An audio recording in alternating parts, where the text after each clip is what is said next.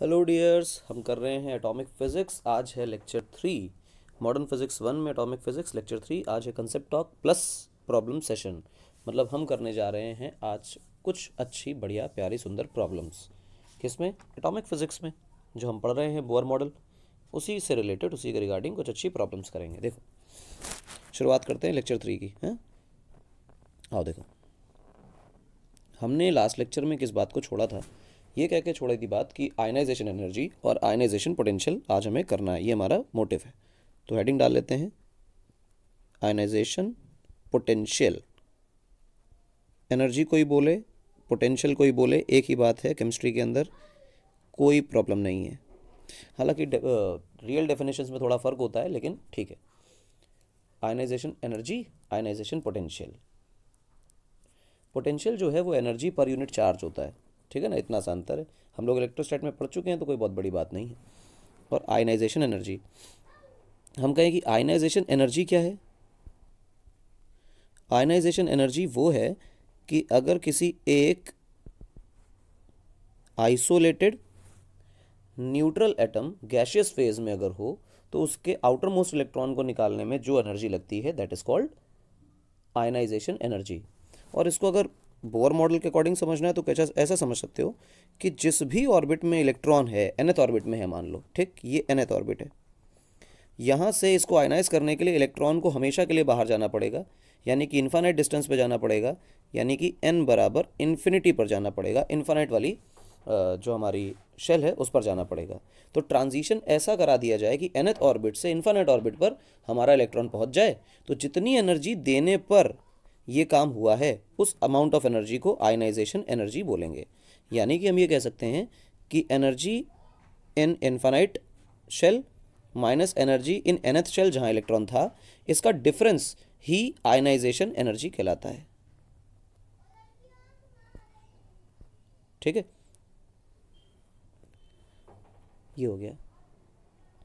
अब गौर से देखो, तुम्हें दिखाई देगा ई इन्फानाइट तो ज़ीरो होता है, क्योंकि जब हमारा इलेक्ट्रॉन इन्फानाइट डिस्टेंस पे पहुंच जाता है तो उसके पास कोई भी एनर्जी नहीं बचती है, मतलब नेगेटिव एनर्जी नहीं होती, सॉरी, जो एनर्जी हमारी नेगेटिव थी वो नेगेटिव नहीं होती। अब इसको ज़ीरो कर दिया, और ई एन को सोचो तो ई एन क्या होता है, ये माइनस साइन में लगा रहा हूँ इस फॉर्मूले वाला ये। और ई एन की वैल्यू सोचो तो ई एन की वैल्यू होती है -13.6 by N square electron volts. तो गौर से सोचो, माइनस माइनस प्लस हो गए, that becomes 13.6 by N square electron volt, और ये आयनाइजेशन एनर्जी बन गई, ई आयनाइजेशन। और देखो गौर से, ये प्लस में है, ठीक है ना, इतनी एनर्जी आपको देनी पड़ेगी तो इलेक्ट्रॉन निकलेगा।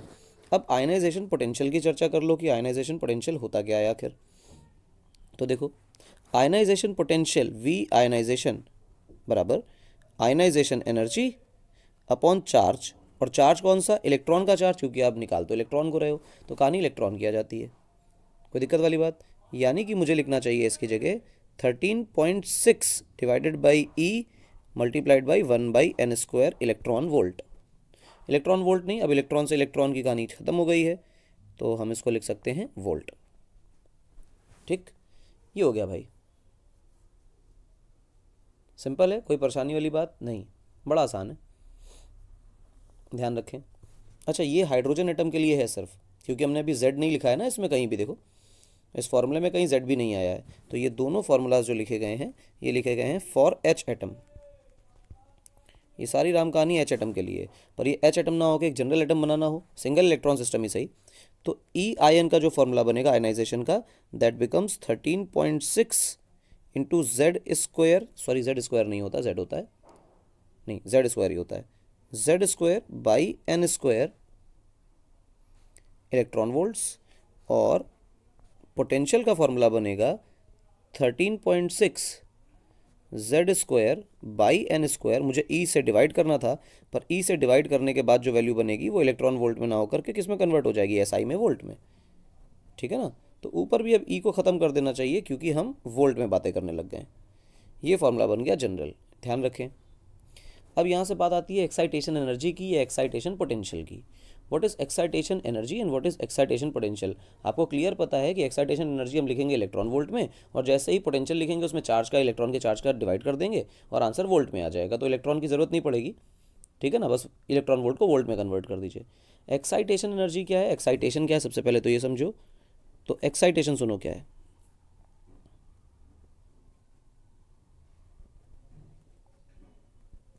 थोड़ी सी स्पेलिंग में मिस्टेक हो गई यार, एक्स पहले आता है।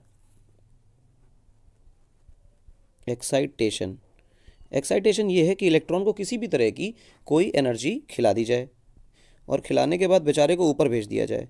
इसको कोई एनर्जी आई और इसने खा ली वो एनर्जी, एनर्जी खाते इलेक्ट्रॉन के पास ज़्यादा एनर्जी हो गई, और ज़्यादा एनर्जी हुई तो इलेक्ट्रॉन जो है वो अपने एनर्जी स्टेट में नहीं रह सकता, जंप करके हायर एनर्जी स्टेट में चला जाएगा, और ये jumping of electron into higher energy states is called excitation. और जो एनर्जी रिक्वायर्ड होती है इस जंप को करा पाने के लिए, उस एनर्जी को हम लोग बोलते हैं एक्साइटेशन एनर्जी। दिमाग में एक बात रखें कि इलेक्ट्रॉन ऐसी किसी भी एनर्जी को एब्जॉर्ब नहीं करेगा, एक्सेप्ट नहीं करेगा जो इसको किसी एक सर्टेन लेवल तक ना पहुंचा पाए। मतलब अगर इलेक्ट्रॉन को इतनी एनर्जी दी जा रही है कि ये ऊपर वाले एनर्जी स्टेट में ना जा करके ये कहीं बीच तक ही जा पाए, तो इलेक्ट्रॉन ऐसे बीच में उछलते नहीं हैं। इलेक्ट्रॉन हमेशा हमेशा वही एनर्जीज एब्जॉर्ब करते हैं जो इस डिफरेंस के बराबर हो, जो कि उसको हायर एनर्जी स्टेट में पहुंचा पाए। ठीक, तो ई एक्साइटेशन की बात करें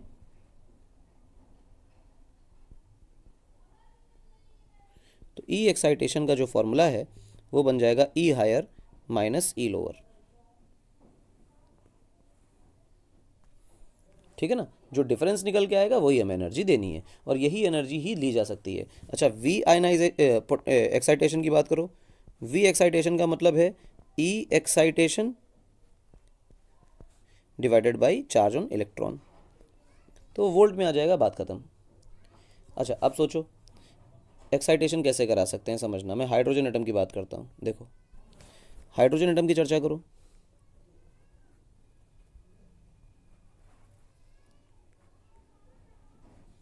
ये हाइड्रोजन एटम, और जो N1 में एनर्जी है उसकी वैल्यू में लिखते हैं 13.6 इलेक्ट्रॉन वोल्ट, वो भी माइनस में। और ऐसे ही n बराबर 2 के लिए हम E2 लिखते हैं जिसकी वैल्यू होती है -3.4 इलेक्ट्रॉन वोल्ट। और मान लो कि मैं फर्स्ट शेल से सेकंड शेल में इलेक्ट्रॉन की जंप कराना चाहता हूँ यहाँ से यहाँ, तो मेरे हिसाब से जो डेल्टा E है जिसको हम एक्साइटेशन की एनर्जी बोल रहे हैं, उसका मतलब हुआ E2 minus E1 that is -3.4 minus 13.6, और ये आया इलेक्ट्रॉन वोल्ट में। तो हमारे पास आया 13.6 माइनस 3.4 इलेक्ट्रॉन वोल्ट, और अपने आप ये पॉजिटिव क्वांटिटी बन जाने वाली है। ठीक, माइनस कर लीजिए, आपके पास आंसर आ गया। तो 0.2 और यहाँ बचा 10 इलेक्ट्रॉन वोल्ट। इतनी एनर्जी देने पर इलेक्ट्रॉन जो है वो फर्स्ट या सेकंड ऑर्बिट में चला जाएगा। इससे कम एनर्जी देने पे इलेक्ट्रॉन एब्जॉर्ब ही नहीं करेगा। अच्छा, और अगर इतनी एनर्जी दी तो एब्जॉर्ब करेगा, बिल्कुल एक्सेप्ट करेगा। ये जो एक्सेप्ट करने की कहानी आ गई कि एनर्जी को एक्सेप्ट करेगा इलेक्ट्रॉन, और एक्सेप्ट करेगा तो ऊपर चला जाएगा, तो ये काम तो किसी भी तरह से कर सकते हैं। थर्मल एनर्जी भी हो सकती है, इवन फोटोन की एनर्जी भी हो सकती है कि फोटोन खिला दिया जाए। बिल्कुल खा सकता है इलेक्ट्रॉन, जो है वो फोटोन खा सकता है, जैसे फोटो इलेक्ट्रिक में पढ़ा था, तो अंदर शेल्स में भी खा लेता है। तो देखो क्या स्टोरी होती है, यहाँ से एक नई चीज़ निकल के आती है, and that is called atomic excitation. Atomic excitation अभी हम लोगों ने ये पढ़ा ना। एटॉमिक एक्साइटेशन में ये चीज़ है कि दो तीन चीज़ें निकलेंगी, उनको हम लोग बोलते हैं स्पेक्ट्रम। स्पेक्ट्रम क्या है, देखो, एब्सॉर्प्शन स्पेक्ट्रम और एमिशन स्पेक्ट्रम। मैं कहता हूँ कि मान लो ये न्यूक्लियस है और इसके ऊपर ये शेल है, इसके ऊपर ये शेल है, और इसकी एनर्जी मान लो E1 है, इसकी एनर्जी मान लो E2 है। ऐसा मैं मान के चल रहा हूँ कि देख लो ऐसा कुछ। इलेक्ट्रॉन के पास कोई फोटोन गिराया गया, ये इलेक्ट्रॉन चला गया ऊपर और यहाँ रहने लग गया। क्या मैं कह सकता हूँ कि इलेक्ट्रॉन ने E2 माइनस E1 के बराबर एनर्जी खाई? बिल्कुल। और ये एनर्जी उसको दी किसने? ये एनर्जी दी उसको फोटोन ने। फोटोन की फ्रीक्वेंसी कितनी थी? न्यू। तो एनर्जी कितनी थी? h new. तो जो ये न्यू फ्रीक्वेंसी है E2 minus E1 divided by h के बराबर है। बिल्कुल। आप देखो गौर से, जो रेडिएशन आपने इस एटम के ऊपर डाला उसके इस पर्टिकुलर फ्रीक्वेंसी को मेरे इलेक्ट्रॉन ने एब्जॉर्ब कर लिया है। तो ये पर्टिकुलर फ्रीक्वेंसी जब आप एक मटेरियल लोगे और इस मटेरियल से आप फोटॉन्स पास कराओगे कई सारी वेवलेंथ्स के, तो आप स्क्रीन पर पाओगे कि कई सारी फ्रीक्वेंसीज हमें मिल रही हैं, पर एक ऐसी जगह है जहाँ पर जो पर्टिकुलर फ्रीक्वेंसी मेरे लिए मिसिंग है। देखो मैंने ब्लैक बना दिया, वहाँ पे कुछ भी नहीं किया है, ठीक। और वो यही फ्रीक्वेंसी है जो कि हमारा एटम का इलेक्ट्रॉन एब्जॉर्ब करता जा रहा है, हायर एनर्जी स्टेट में आ जा रहा है, ठीक। हम इसको नाम देते हैं एब्जॉर्प्शन स्पेक्ट्रम। ध्यान रखें, इसको क्या नाम देते हैं? Absorption spectrum. इसके बजाय कुछ ऐसा किया जाए, क्या देखो कि शेल्स हैं, ये पहली, दूसरी, तीसरी, इलेक्ट्रॉन थर्ड शेल से सीधा फर्स्ट शेल में ट्रांजिशन करता है। थर्ड शेल में कैसे पहुंचा इलेक्ट्रॉन? थर्मल एगिटेशन से पहुंच सकता है, मैं फोटॉन की चर्चा अभी नहीं कर रहा हूँ। इलेक्ट्रॉन पहुंचा और 3 से 1 में आया, तो जो एनर्जी इसने रिलीज़ की, क्या वो E3 माइनस E1 रिलीज़ करी? बिल्कुल सत्य बात है, E3 माइनस E1 रिलीज़ की। ये किस फॉर्म में की? तो फोटॉन के फॉर्म में। तो जो फोटॉन के फॉर्म में एनर्जी रिलीज़ करेगा वो करेगा तो hν के फॉर्म में। तो न्यू का फॉर्मूला क्या बन जाएगा बेटा आपका? न्यू का फॉर्मूला बनेगा E3 माइनस E1, इसको E higher minus E lower भी लिखा जाता है, डिवाइडेड बाई H। ये पर्टिकुलर वो फ्रीक्वेंसी होगी जो हमारा इलेक्ट्रॉन बाहर निकालेगा, एमिट करेगा, ठीक। और ये कॉन्टिन्यूसली होता रहता है। तो जब आप इस किसी भी गैस को, अच्छा ये इलेक्ट्रॉन ऊपर कैसे पहुंचे थे? थर्मल एगिटेशन से। यानी कि आप क्या करें, एक ऐसे कोई डिवाइस लें, मतलब एक ट्यूब लें, ट्यूब के अंदर आप ढेर सारी हाइड्रोजन गैस भर लीजिए, और ये हाइड्रोजन गैस का स्पेक्ट्रम है, तो हाइड्रोजन गैस की ही बातें हम लोगों को करनी है। और यहाँ पे आप अप्लाई कीजिए high voltage. High voltage apply करने पर इसके इलेक्ट्रॉन्स इलेक्ट्रिकल एनर्जी लेकर हीट एनर्जी से पहुंच जाएंगे हायर एनर्जी स्टेट में, और हायर एनर्जी स्टेट से जब वो वापस जंप मारेंगे तो फिर कुछ रेडिएशन निकालेंगे। वो रेडिएशन आपको मिलेंगे कुछ यहाँ पर, ठीक। कुछ तो हैं, कुछ नहीं है, कुछ हैं, कुछ नहीं है, जो भी पॉसिबल वैल्यूज़ हैं। जैसे E2 माइनस E1 मिलेगा, E3 माइनस E2 मिलेगा, E3 माइनस E1 मिलेगा, इसके बीच का कोई वैल्यू नहीं मिलेगी। तो there are some specific spectrums available, है ना। कुछ ही लाइन, कुछ ही बैंड मिलेंगे, सारे नहीं मिलने वाले। ये एक इंपॉर्टेंट बात है, इसको हम लोग बोलते हैं एमिशन स्पेक्ट्रम। ये एमिशन स्पेक्ट्रम बहुत बहुत बहुत इंपॉर्टेंट है, और ये एमिशन स्पेक्ट्रम एक वजह है रदरफोर्ड के मॉडल के फेल होने की, थॉमसन के मॉडल के फेल होने की। एमिशन स्पेक्ट्रम और एब्जॉर्प्शन स्पेक्ट्रम, ठीक। तो जो अगला पार्ट होगा हमारा वो होगा एटॉमिक एक्साइटेशन, ठीक है ना। हम काम करेंगे अभी एटॉमिक एक्साइटेशन में, और फिर हम लोग बात करेंगे limitations of bore atomic model. तो अब कहानी जो है वो आगे बढ़ती है, और हमारा जो डिस्कशन है वो आ जाता है बोर मॉडल के लिमिटेशन पे। तो कहानी है limitation of Bohr's model. Limitations of Bohr model, limitation नहीं, लिमिटेशंस करना चाहिए क्योंकि काफ़ी सारी थी। तो भाई लिमिटेशन की बातें कर लें। लिमिटेशन बहुत सारी हैं, और सीधी सीधी बात है कि सबसे पहली बात ये कि it is only valid for hydrogen like atoms. Hydrogen like atoms का मतलब है सिंगल इलेक्ट्रॉन सिस्टम। तो बाकी सब में क्यों नहीं करता? इसलिए नहीं करता कि मान लो एक प्रोटॉन है, प्रोटॉनी न्यूक्लियस है, कई सारे प्रोटॉन्स हो सकते हैं, और अगर एक से ज़्यादा इलेक्ट्रॉन्स अवेलेबल हो गए तो एक से ज़्यादा इलेक्ट्रॉन्स की प्रॉब्लम देखो क्या है। एक से ज़्यादा इलेक्ट्रॉन की प्रॉब्लम ये है कि अगर मैं इस पर्टिकुलर इलेक्ट्रॉन की बात करूं तो इस पर्टिकुलर इलेक्ट्रॉन पे प्रोटॉन अंदर की तरफ फोर्स लगा रहे हैं, इसका पोटेंशियल है, इस इलेक्ट्रॉन के रिपल्शन का पोटेंशियल है, इस इलेक्ट्रॉन के रिपल्शन का, इसके रिपल्शन का, इसके रिपल्शन का, इसके रिपल्शन का, और इसके रिपल्शन का। जबकि हम ये बात जान चुके थे कि जो मतलब बोर मॉडल में जो असम्पशन है वो ये है कि जो फोर्स है वो सेंट्रीपिटल है, और सेंट्रीपिटल फोर्स जो है वो सिर्फ और सिर्फ अंदर के न्यूक्लियस यानी प्रोटॉन्स के अट्रैक्शन से आ रही है, और जो पोटेंशियल है वो पोटेंशियल एनर्जी सिर्फ और सिर्फ प्रोटॉन्स की वजह से है। जबकि मल्टी इलेक्ट्रॉन सिस्टम के अंदर जो पोटेंशियल एनर्जी टोटल है इलेक्ट्रॉन की, वो इंटरेक्शन की पोटेंशियल एनर्जी न्यूक्लियस से भी होगी और दूसरे इलेक्ट्रॉन से भी होगी। और ऐसा होने पर जो इक्वेशंस बन के आ रही हैं, जो डेफिनेशंस बन के आ रही हैं बोर मॉडल में, वो सारी एप्लीकेबल नहीं होंगी, ठीक है ना। दूसरी बात, बोर के मॉडल ने हाइड्रोजन स्पेक्ट्रम में निकलने वाली 4 वेवलेंथ्स को एक्सप्लेन किया।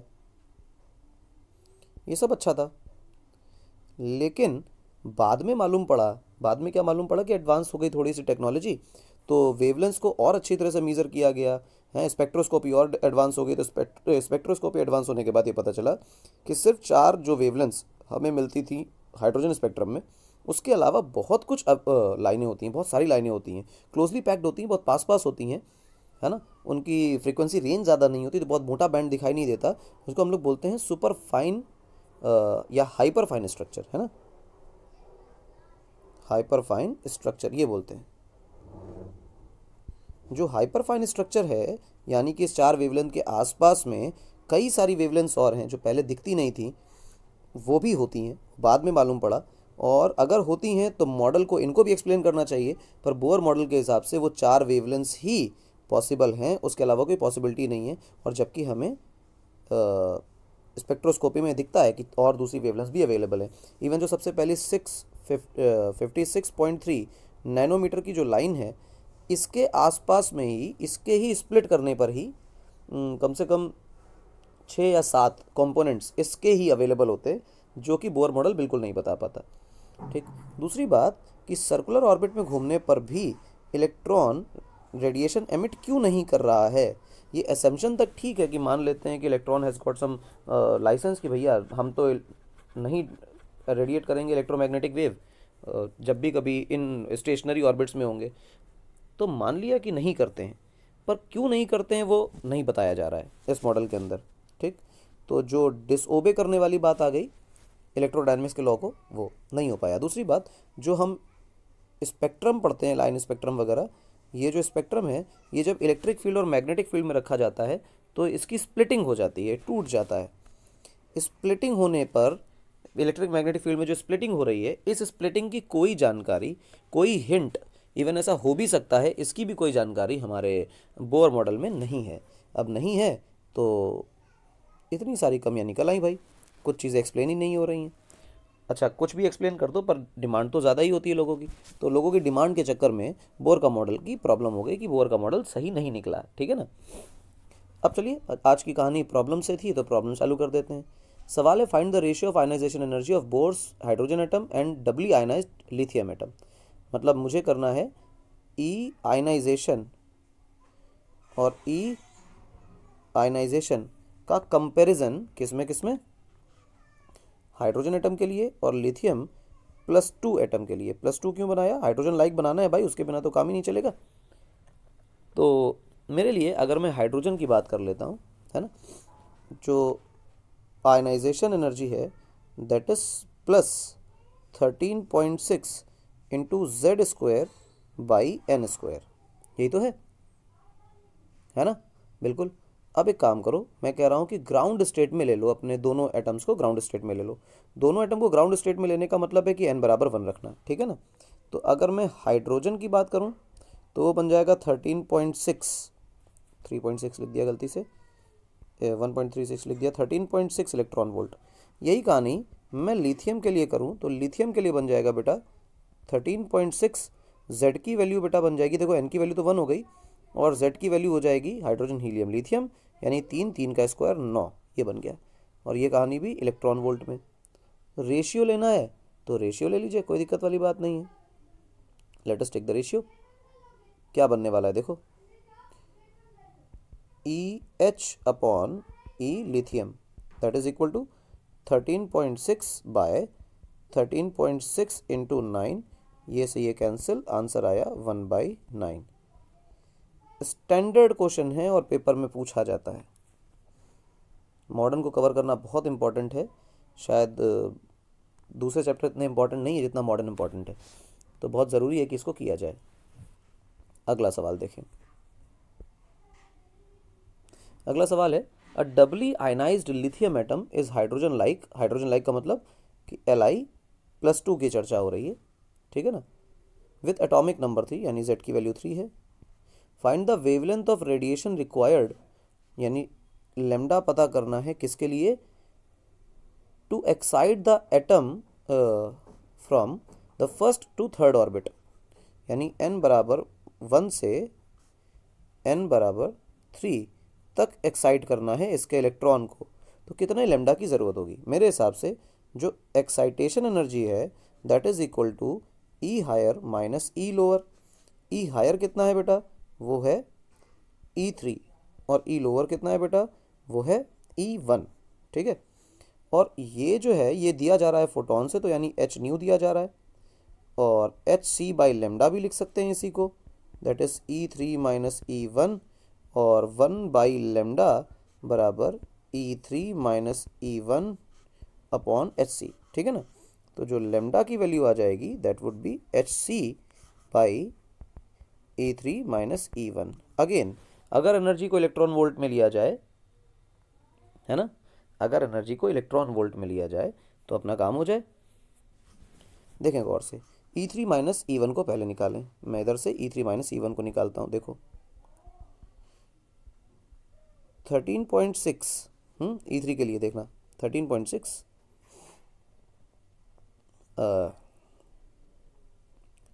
इंटू जेड स्क्वायर, 3 का स्क्वायर 9 डिवाइडेड बाई 9। समझ आया क्या किया बेटा? ये अगर नहीं आया तो ऊपर देख लो, ये फॉर्मूला लिखा हुआ है तुम्हारे सामने, Z square by N square, है ना। जेड की वैल्यू 3 है और एन की वैल्यू भी 3 ही हो गई, तो ये 9 से 9 कट गया। ये E3 की वैल्यू है, और E1 की वैल्यू को अगर तुम देखोगे तो लिखोगे माइनस 13.6 इंटू जेड की वैल्यू 3 और एन की वैल्यू 1, तो हो गया बेटा आपका ये जेड का स्क्वायर है ये 9, तो माइनस 13.6 इंटू 9, तो माइनस 122.4 इलेक्ट्रॉन वोल्ट ये निकल आया। तो अब मेरे पास क्या कहानी बची? अब मेरे पास स्टोरी बची ये कि मैं लिख सकता हूँ H C divided by E3 minus E1 करना हो। अब E3 माइनस E1 करिए। E3 कितना है बेटा आपका, माइनस का 13.6 माइनस, और ये माइनस 122.4 यानी प्लस 122.4। कहानी इलेक्ट्रॉन वोल्ट में है और ये है लेमडा। ठीक है ना। जब आप इसमें H की वैल्यू, C की वैल्यू और जो नीचे रखा हुआ है इलेक्ट्रॉन वोल्ट में है, ध्यान रखें, जब डालेंगे तो लेमडा करस्पॉन्डिंगली आ जाएगा एंगस्ट्रॉम में, दैट इज़ 113.74 एंगस्ट्रॉम। ये आंसर है, मैं आंसर बता दे रहा हूँ आपको, बस इसके बाद सॉल्यूशन बचता है। ठीक है ना। इलेक्ट्रॉन वोल्ट में एनर्जी रखिए, तो एच सी की वैल्यू रखिए और उसके बाद आंसर निकाल लीजिए, आ जाएगा। तो सॉल्व करने की इसको ज़रूरत नहीं है, क्लास के अंदर सॉल्व हो जाएगा, उसकी परेशानी नहीं है। ठीक है।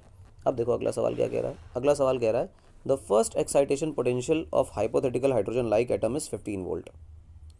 फर्स्ट एक्साइटेशन पोटेंशियल, ठीक, ये फर्स्ट एक्साइटेशन पोटेंशियल क्या है?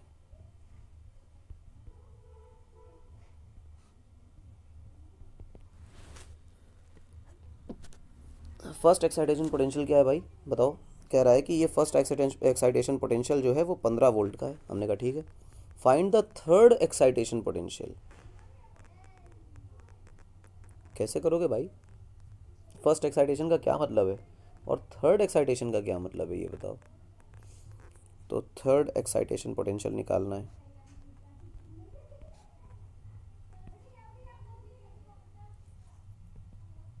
कैसे निकालोगे बताओ, सोचो। देखो, मानो इस सवाल के अंदर कि ग्राउंड स्टेट एनर्जी जो है वो है E बराबर माइनस E0। माइनस क्यों? क्योंकि पोटेंशियल जो है वो इलेक्ट्रॉन का हाइड्रोजन लाइक एटम में नेगेटिव ही होने वाला और टोटल एनर्जी नेगेटिव ही आती है, तो हमें पता है वो माइनस होगी। तो nth ऑर्बिट की जो एनर्जी है वो क्या बन जाएगी, minus E0 by N square, याद है ये। और z की वैल्यू 1, क्योंकि सवाल में मैंने हाइड्रोजन बोल दिया था, ये इस बात पे डिपेंड करेगी। अब तुमको ये पता है कि फर्स्ट एक्साइटेशन का मतलब होता है पहली ऑर्बिट से दूसरी ऑर्बिट में जाना, यानी E2 माइनस E1 बराबर जो दिया हुआ है वो 15 इलेक्ट्रॉन वोल्ट दिया। सर वो तो 15 वोल्ट लिखा था, वोल्ट को इलेक्ट्रॉन वोल्ट में कन्वर्ट कर लो, एनर्जी बन जाएगा यार। ठीक है, एक इलेक्ट्रॉन के चार्ज से मल्टीप्लाई करा दो तो चार्ज इंटू पोटेंशियल बराबर एनर्जी, तो इलेक्ट्रॉन वोल्ट में कन्वर्ट हो गया। कोई दिक्कत इसमें नहीं, ये हो गया भाई, ये 15 वोल्ट है। अब गौर से देखो क्या करने वाले हो। मेरे हिसाब से E n की जगह डालो जरा, देखो क्या लिखोगे, माइनस E0 बाय 2 की जगह डालोगे तो 4 लिख दोगे N square minus E naught, ground state है तो उसको ई नॉट ही लिखो, ये आया 15 इलेक्ट्रॉन वोल्ट। ठीक, ई एन की वैल्यू डाल दी वहाँ पे, minus E not by 4 plus E not बराबर 15 इलेक्ट्रॉन वोल्ट है। यहाँ से आप क्या निकाल ले बेटा, इसको सॉल्व करोगे तो आएगा 3/4 इलेक्ट्रॉन वोल्ट और ये वैल्यू आ जाएगी 15।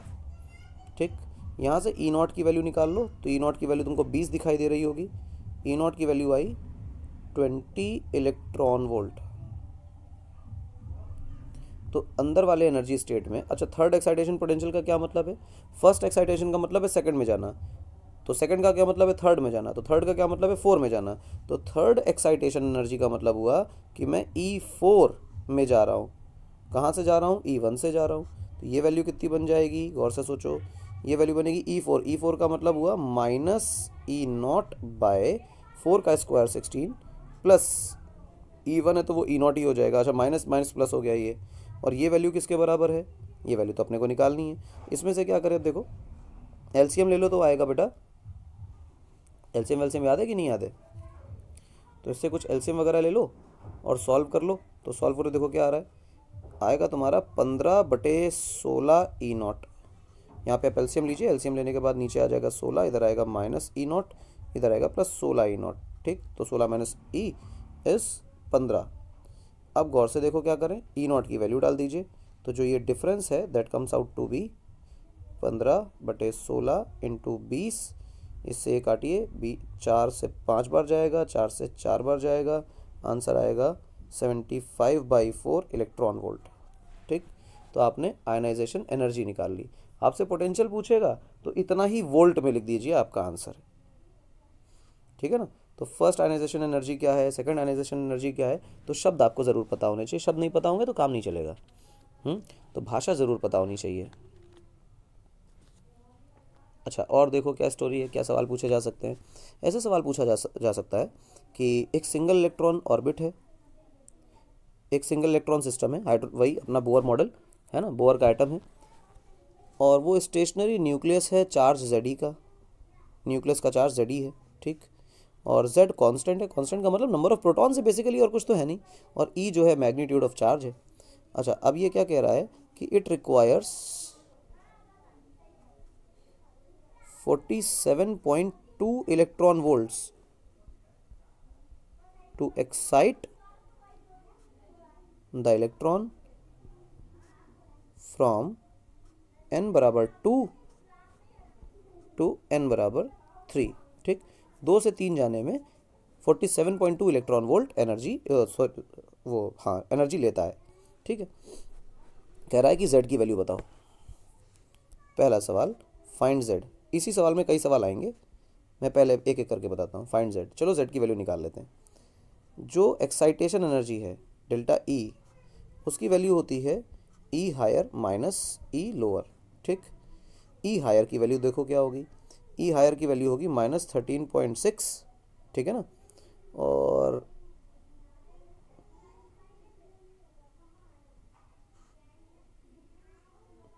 Z की वैल्यू निकालनी, इसमें तो n फंसेगा, इसको ऐसे लिख सकते हो, देखो एनर्जी का फॉर्मूला अगर तुम्हें याद हो, मेरे हिसाब से थोड़ा सा अच्छा कर लेते, छोटे में हो जाएगा। एनर्जी का फॉर्मूला अगर याद हो तो एनर्जी का फॉर्मूला बन जाता था बेटा आपका Z² इंटू 13.6, और यहाँ पे हो जाता था 1/n हायर का स्क्वायर माइनस 1/n लोअर का स्क्वायर, ये हो जाता था। ठीक है, और यहाँ माइनस लगा होता था। ठीक, ये वैल्यू है। अब तुमको क्या करना है, अब तुमको कुछ भी नहीं करना, तुम्हें करना है E higher minus E lower, ये फॉर्मूला। इस फॉर्मूले में आप क्या करो, यही फॉर्मूला लगा दो, तो आप क्या करने वाले हो, ये डेल्टा E का फॉर्मूला होता है, तो Z² इंटू 13.6 मैं माइनस हटा देता हूँ, तो n लोअर स्क्वायर कर दूंगा माइनस n हायर स्क्वायर कर दूंगा, काम हो जाएगा। मैंने बस माइनस हटा दिया। ठीक, ये वाली वैल्यू बता रहा है कि 47.2 इलेक्ट्रॉन वोल्ट्स है, तो यहाँ हम लोग क्या लिख दें बेटा, 47.2 इलेक्ट्रॉन वोल्ट, और Z की वैल्यू अपने को नहीं पता है, इसको Z² ही रहने दो।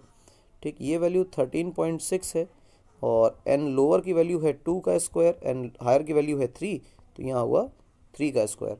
अब यहाँ से आप Z² की वैल्यू निकाल लीजिए, नीचे 4 और 9 हो चुका है, उसको आप सॉल्व कर लीजिए, आंसर आ जाएगा, कोई दिक्कत नहीं है। 47.2 डिवाइडेड बाई 13.6, और यहाँ से देखो तो 1/4 माइनस 1/9, नीचे आया 36, ऊपर आया 9, नीचे आया 5, तो 30 नीचे ये आएगा 6 है।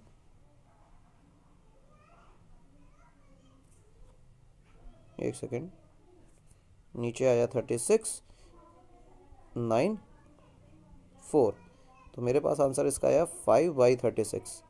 तो इसकी जगह अगर मैं लिख रहा हूँ 5/36, तो ये वैल्यू उधर जब जाएगी तो बन जाएगी 36/5। ठीक, अब z की वैल्यू पता चल चुकी है, तो मैं z को हटा देता हूँ और स्क्वायर रूट लगा देता हूँ। सॉल्व करिए इस स्क्वायर रूट को, आपके पास आंसर आ जाएगा, ये एग्जैक्ट वैल्यू आएगी, दैट इज़ 5। अच्छा, इस डेटा के अंदर अगर ये रियल डेटा है, सोच समझ के बनाया गया है, तो z की वैल्यू डेसिमल में नहीं आ सकती। क्यों नहीं आ सकती? क्योंकि एटॉमिक नंबर तो 1 2 3 4 5 ही रहने वाला है ना, इसलिए सवाल कभी भी भ्रम में नहीं दिया जाएगा। अगला सवाल देखो क्या पूछ रहा है, इसी सवाल में जो डेटा मैंने दिया था इसी में, कि energy required to excite the electron from the 3rd to 4th Bohr orbit. इसमें सवाल पूछा जा रहा है,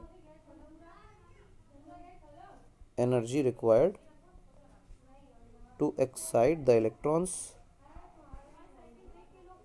फ्रॉम n बराबर 3 to n बराबर 4। ठीक है ना, ये बताना है। तुमको पता है एक्साइटेशन की एनर्जी क्या होती है, डेल्टा ई बराबर जो हायर है माइनस जो लोअर है। ठीक है ना, ये कर लिया। अब वही ऊपर वाला फॉर्मूला फिर से अप्लाई कर दीजिए। अगेन ये कहानी हो जाएगी z² इंटू 13.6, क्योंकि मैंने बाहर माइनस नहीं लगाया है इसलिए n3 को मैं यहाँ लिखूँगा और n4 को मैं यहाँ लिखूँगा। ध्यान रखें इस बात का, मैंने माइनस बाहर नहीं लिया, अगर माइनस लेता तो n higher minus n lower लगाता। ठीक है, अब देखो गौर से, z की वैल्यू हम निकाल चुके थे कि 5 है, तो स्क्वायर 25 हो जाएगा। 13.6, यहाँ नीचे 3 का स्क्वायर लिख देते हैं, यहाँ नीचे 4 का स्क्वायर लिख देते हैं। अब कुछ बचता नहीं है, इसको सिर्फ सॉल्व करना है, आंसर आ जाएगा। सारा कुछ इलेक्ट्रॉन वोल्ट में चल रहा है, तो उसको इलेक्ट्रॉन वोल्ट में चलने भी दो, हमें कोई परेशानी भी नहीं है। When you solve it, it will come out to be 16.53 electron volts. इतनी एनर्जी की ज़रूरत पड़ेगी।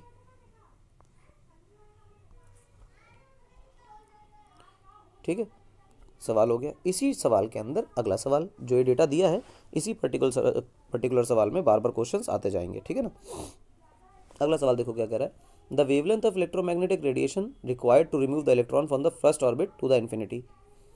अच्छा, कह रहा है कि फर्स्ट ऑर्बिट से n बराबर 1 से 11 लग दिया, n बराबर 1 से इलेक्ट्रॉन को मूव कराना है n बराबर इन्फिनिटी पे। दिमाग में इस बात को रखें। और इसको कुछ फोटोन वोटोन खिलाया गया है, h न्यू। कह रहा है कितनी फ्रीक्वेंसी का फोटोन खिला दे, कितनी एनर्जी का फोटोन खिला दे कि ये बिल्कुल इन्फिनिटी पे चला जाए, यानी कि इसको आयनाइज करना है ना। तो जो डेल्टा ई आयनाइजेशन है, that is E at infinity minus E in the first orbit, यही तो है। और ये एनर्जी कौन खिला रहा है, ये तो हमारा फोटोन खिला रहा है। ठीक, तो सबसे पहले तो ये निकाल लो। इन्फिनिटी पे जाएगा तो इलेक्ट्रॉन की एनर्जी 0 हो जाएगी। फर्स्ट ऑर्बिट के अंदर जो इलेक्ट्रॉन की एनर्जी है ना, फर्स्ट ऑर्बिट के अंदर जो इलेक्ट्रॉन की एनर्जी है वो z² है ना, इंटू 13.6 और बाई n स्क्वायर का मतलब 1 लिख दो उसकी जगह, है n² की जगह हम 1 लिख देते हैं डायरेक्ट, क्योंकि फर्स्ट ऑर्बिट की बात हो रही है 1²। दूसरी बात, जो फर्स्ट ऑर्बिट की एनर्जी है वो नेगेटिव है, तो मैं नेगेटिव नेगेटिव पॉजिटिव कर देता हूँ। यही एनर्जी किसके बराबर होगी, h न्यू के बराबर होगी। और z की वैल्यू हम 5 निकाल चुके हैं, तो h न्यू बराबर 25 इंटू 13.6, और सारा कुछ इलेक्ट्रॉन वोल्ट में है, तो न्यू की जो वैल्यू है that becomes 25 into 13.6 divided by h। ठीक है ना। अच्छा, और फ्रीक्वेंसी को हम क्या लिख सकते हैं, c बाई लेमडा।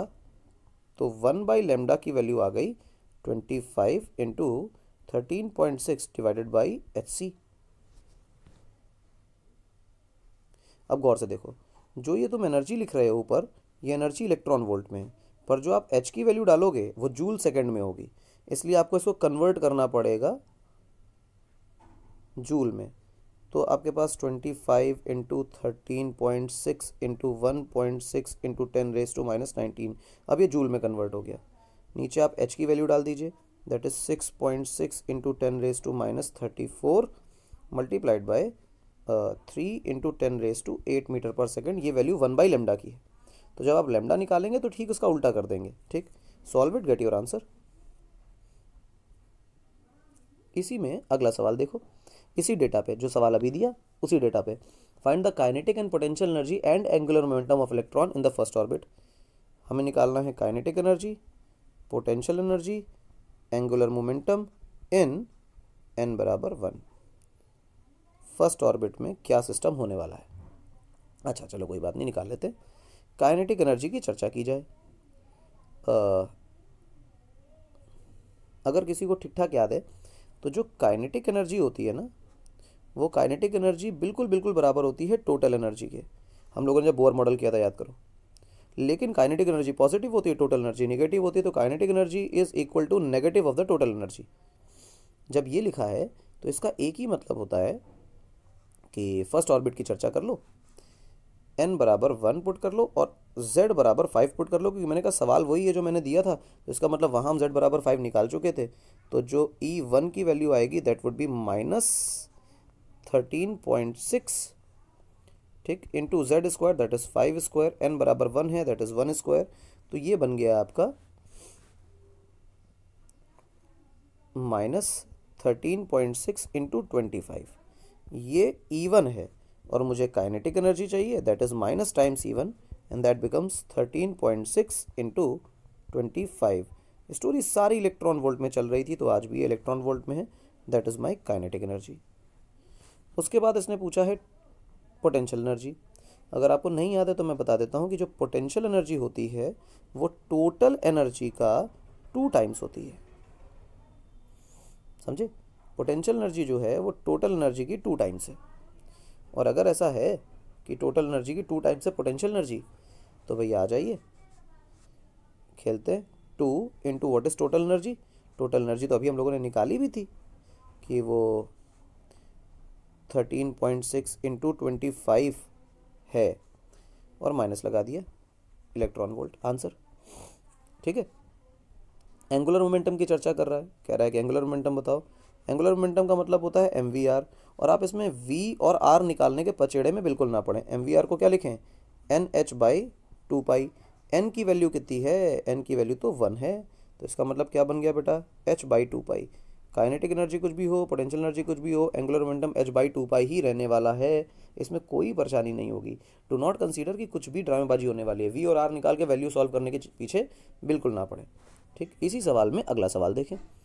कह रहा है कि radius of the Bohr's first orbit, मतलब जो पहली ऑर्बिट है इसी सवाल के अंदर वो कितनी होगी। तो r1 की वैल्यू पूछ रहा है। अच्छा, r1 की वैल्यू पूछ रहा है तो सबसे पहले r का फॉर्मूला लिख लेते हैं।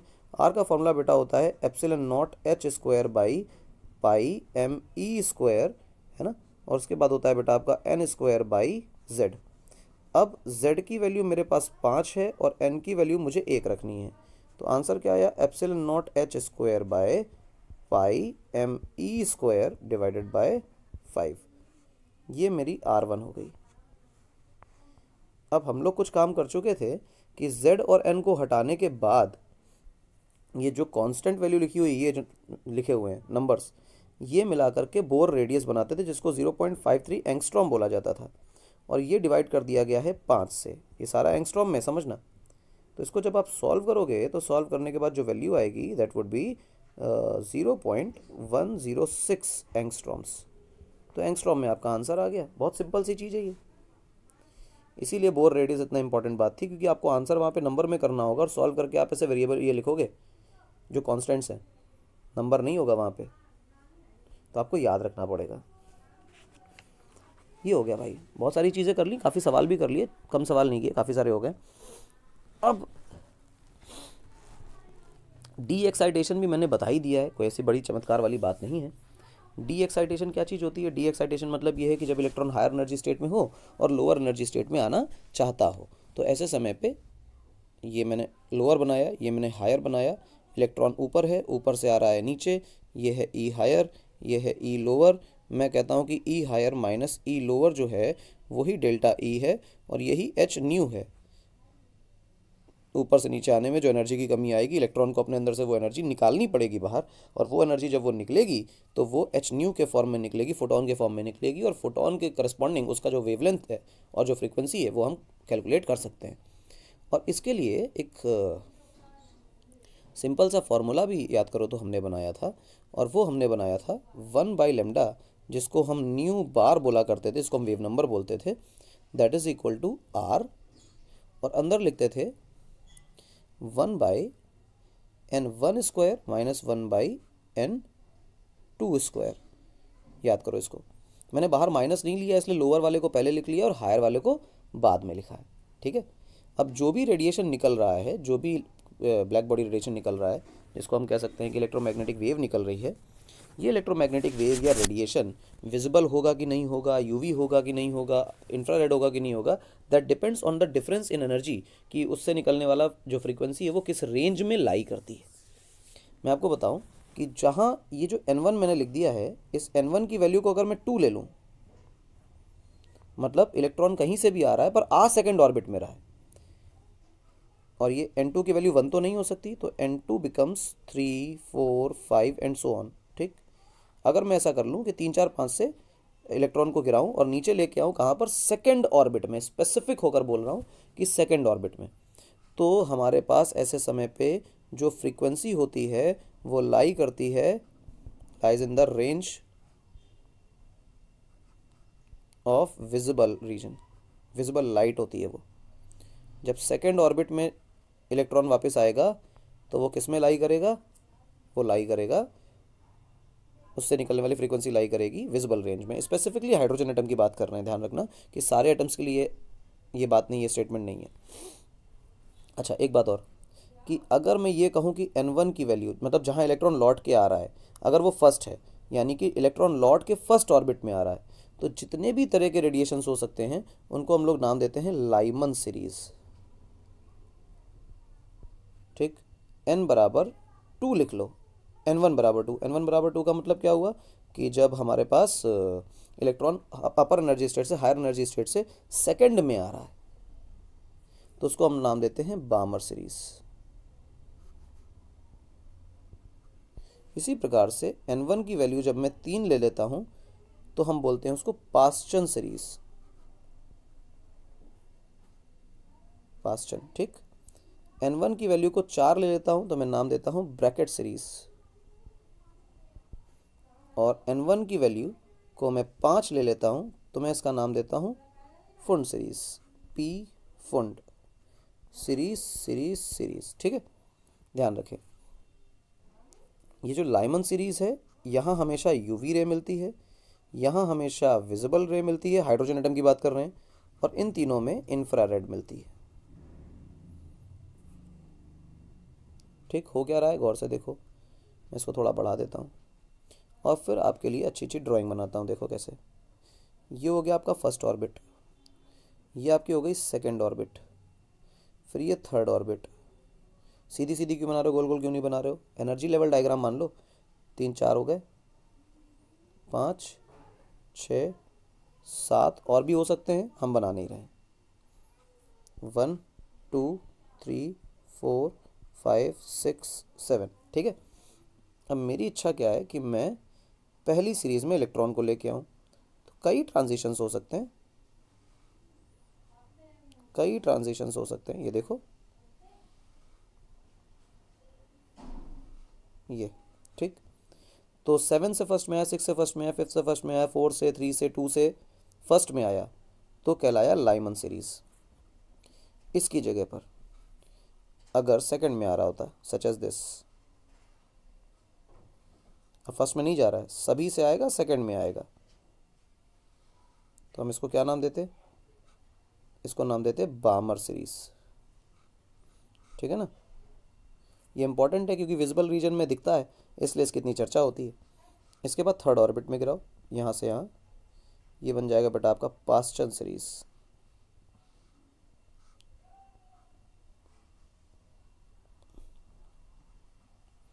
इसके बाद और कुछ है, हाँ बिल्कुल है, खेलते रहिए।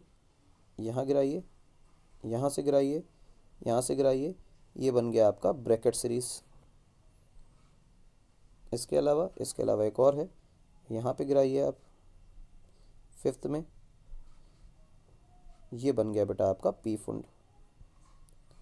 क्लियर है? ये बहुत आसान, बहुत सिंपल है, कुछ भी टफ नहीं है, ठीक है ना, ध्यान रखें इस बात का। अब मैं आपको कुछ डेटा लिख के दे देता हूँ जो काम आएगा। अब हम अगर ट्रांजिशन करा रहे हैं मान लो लाइमन में, ठीक, लाइमन में ट्रांजिशन करा रहे हैं। लाइमन में ट्रांजिशन का मतलब क्या है? लाइमन में ट्रांजिशन का मतलब ये है कि किसी भी ऑर्बिट से आए फर्स्ट ऑर्बिट में आनी चाहिए। तो सबसे क्लोजेस्ट कौन हो सकता है? n2 से n1 का ट्रांजिशन, और सबसे मैक्सिमम क्या हो सकता है? n इन्फिनिटी से n1 का ट्रांजिशन, यही तो हो सकता है मैक्सिमम, ठीक। तो हम ये कह सकते हैं कि अगर n इन्फिनिट से n फर्स्ट में ट्रांजिशन हो रहा है तो ऐसे समय में हमारे पास जो लेमडा निकल के आती है that is equal to 911 angstrom, ठीक। और n2 से n1 में आती है तो हम लिखते हैं लेमडा की वैल्यू 121 एंगस्ट्रॉम। ये कौन सा रीजन है? ये यूवी रीजन है वेवलेंथ का। इसकी जगह पे अब हम बामर की चर्चा करते हैं। ध्यान रखना कि ये इंपॉर्टेंट है, लिमिटिंग केसेस इंपॉर्टेंट हैं कि रेंज ऑफ वेवलेंथ क्या होगी। तो आप एक इन्फाइनाइट से ट्रांजिशन कराइए और एक जस्ट अपर स्टेट से ट्रांजिशन कराइए, तो जो दो वेवलेंथ निकलेंगी वही हमारी रेंज होगी। तो जहाँ पे आ रहा है n की वैल्यू, अब यहाँ पे फिर से वही बात कि n3 से n2 का ट्रांजिशन कराना है, n3 से n2 का ट्रांजिशन कराओ और एक इन्फिनिटी से n2 का ट्रांजिशन कराओ। इन दोनों केस में देखो जो वेवलेंथ निकलेंगी, जो n इन्फिनिटी से निकलेगी उस वेवलेंथ की वैल्यू हम लिखेंगे बेटा 3646 एंगस्ट्रॉम, और जो हम यहाँ पे लेमडा लिखेंगे दैट वुड बी 6563 एंगस्ट्रॉम। और ये कहानी जो है ये बन जाती है विजिबल रीजन में की, ठीक, विजिबल रीजन की है। इसके बाद आता है बेटा आपका पास्चन सीरीज, यानी कि n बराबर 4 से n बराबर 3 के अंदर, या n बराबर इन्फिनिटी से n बराबर 3 के अंदर आपको ट्रांजिशन कराने हैं। और यहाँ भी आप देखो जो इन्फिनिटी वाला केस है, इन्फिनिटी वाले केस के अंदर आप देखो पास्चन के अंदर, तो जो लेमडा की वैल्यू है दैट बिकम्स 8204 एंगस्ट्रॉम, और n4 से लेकर के थर्ड के बीच में आएगा तो आएगा 18753 एंगस्ट्रॉम। ये सारी डेटा रटा होना चाहिए, वैल्यू पूछी जा सकती हैं, और अगर नहीं भी याद है तो जैसे हम निकाल रहे हैं निकाल के आ जाना चाहिए। इसके बाद चर्चा होती है ब्रैकेट की, तो ब्रैकेट सीरीज़ की चर्चा कर लो। n बराबर 5 से n बराबर 4 के बीच का ट्रांजिशन, और n बराबर इन्फिनिटी से n बराबर 4 के बीच का ट्रांजिशन, और इन्फिनिट वाले केस में हम लोग लिख लेते हैं ब्रैकेट के अंदर 1485 एंगस्ट्रॉम, और यहाँ लिख लेते हैं 40,515 एंगस्ट्रॉम। ये सारा का सारा जो है ये इंफ्रारेड रीजन का केस है, ये सारा इंफ्रारेड है, ये भी आपका इंफ्रारेड है, ठीक, दिस इज इंफ्रारेड रीजन।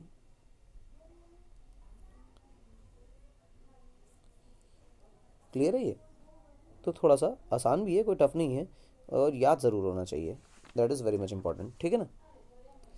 अब देखो इसके प्रॉब्लम्स कर लेते हैं एक आध। पूछ कह रहा है bracket series of lines are produced when electrons excited to higher energy levels and make transition to n बराबर 4। क्लियर है कि हायर से n बराबर 4 में जब इलेक्ट्रॉन ट्रांजिशन करेंगे तो कौन सी सीरीज निकल के आएगी? वो ब्रैकेट सीरीज कहलाएगी। कह रहा है determine the lowest wavelength in the series, determine the wavelength that corresponds to transition from 6 to 4। तो जो शीट के क्वेश्चंस हैं उन्हीं को हम करा रहे हैं, है ना। कह रहा है कि n बराबर 4 में ट्रांजिशन कराना है, यानी ब्रैकेट सीरीज की चर्चा कर रहा है, और कह रहा है ब्रैकेट सीरीज के अंदर जो मैक्सिमम वेवलेंथ है, लॉन्गेस्ट वेवलेंथ लेमडा मैक्स, वो कितनी होगी? लेमडा मैक्स कब निकलेगी समझना, तो E higher minus E lower बराबर HC बाई लेमडा।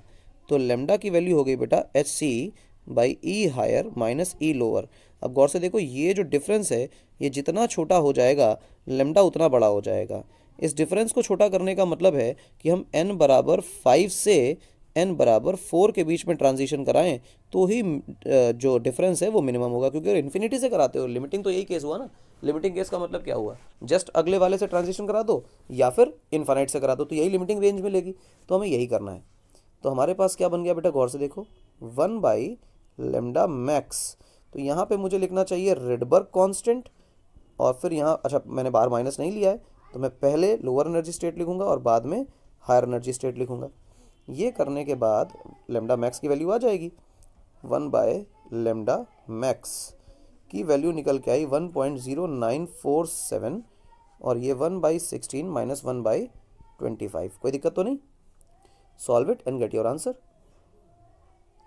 ये वैल्यू जो है जब सॉल्व करोगे, मीटर वीटर में कन्वर्ट कर लोगे, सब कुछ मीटर से नैनोमीटर में कन्वर्ट कर लोगे, जो भी कर लोगे, यहाँ से लैम्डा मैक्स की वैल्यू जो निकल के आएगी, ध्यान रखना कि ये जो क्वांटिटी है रेडबर्ग कांस्टेंट की, ये मीटर में इसका आंसर होता है, और मैं आपको नैनोमीटर में आंसर बता देता हूँ कि ये नैनोमीटर्स में आंसर आएगा। अप्रॉक्सीमेटेड आंसर, एग्जैक्ट नहीं है।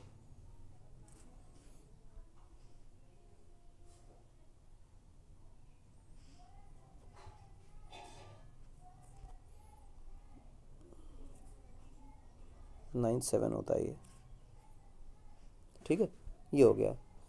अब कह रहा है कि n बराबर 6 से n बराबर 4 में ट्रांजिशन करा दो, तो कोई दिक्कत नहीं है।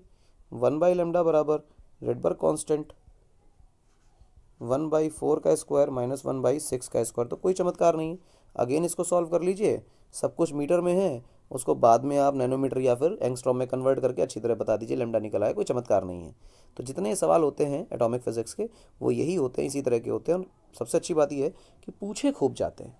This is the best part, कि भैया ऐसा नहीं है कि अगर सवाल आसान है तो पूछे नहीं जा रहे हैं, जी भर के, मन भर भर के पूछते हैं लोग, ध्यान रखें इसका।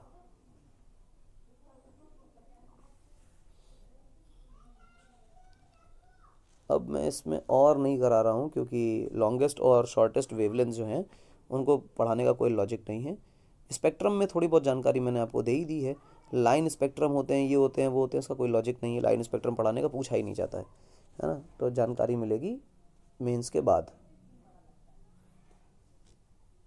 न्यूक्लियस के मोशन का इफेक्ट भी एक टॉपिक होता है, पर वो भी अपने मेंस के अंदर नहीं पूछा जाता है, तो उस पर भी बहुत ज़्यादा डिस्कशन नहीं करना है। मेंस के बाद उस पर भी कर लेंगे काफ़ी डिस्कशन, अभी नहीं करते हैं। इसके बाद एटॉमिक कोलिजन है, वो भी मेंस का हिस्सा नहीं है, तो वो भी नहीं करते हैं हम। चाहोगे तो एटॉमिक कोलिजन करा देंगे, ठीक है। एटॉमिक कोलिजन से अगले सेगमेंट को स्टार्ट करेंगे ना, इस सेगमेंट को रोक देते हैं, एटॉमिक कोलिजन से अगले पार्ट को स्टार्ट करेंगे।